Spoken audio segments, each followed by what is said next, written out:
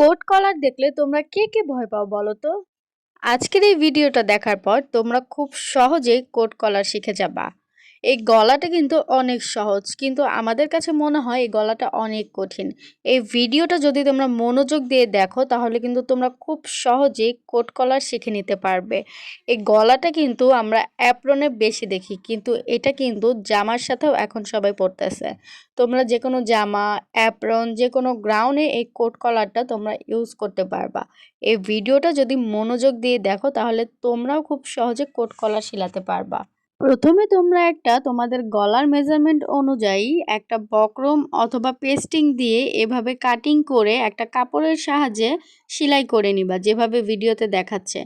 আসলে একটা জিনিস প্রথমবার করলে কখনোই পারফেক্ট হয় না। তোমরা এই ভিডিওটা দেখে ট্রাই করবা, ট্রাই করার পর যে প্রথমবার সুন্দর হবে এমনটা নয়। পৃথিবীতে সব কাজই হচ্ছে প্র্যাকটিসের উপরে নির্ভর করে। তুমি যতটা প্র্যাকটিস করতে পারবা তোমার কাজ ততটা নিখুঁত আর সুন্দর হয়ে যাবে। তো সবকিছুই আমরা খুব সহজেই ভাবি যে হয়ে যায়, আসলে না, সবকিছুর জন্যই পরিশ্রম করতে হয়। আর পরিশ্রম করার মাধ্যমেই একটা কাজ সুন্দর আর নিখুঁত হয়ে যায়।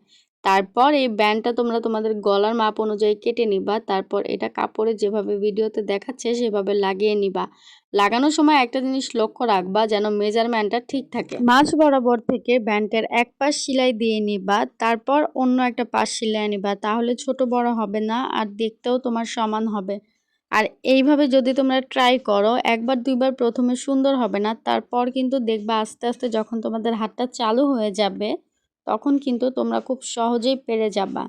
আর তারপর নিচের যে কলারটা থাকে, নিচের কলারটাও দেখবা যখন কাঁচা থাকবে ব্যান্ডটা তখন বসায় দিতে হবে। ব্যান্ডের উপর থেকে সেলাইটা দিয়ে নিবা। এই কলারটা আমি যখন শিখেছিলাম তখন ভেবেছিলাম এই কলারের কোনো ড্রেসই আমি বানাবো না, কিন্তু যখন কয়েকবার সেলাই করে ফেলেছি তখন আমার কাছে অনেক সহজ হয়ে গিয়েছে।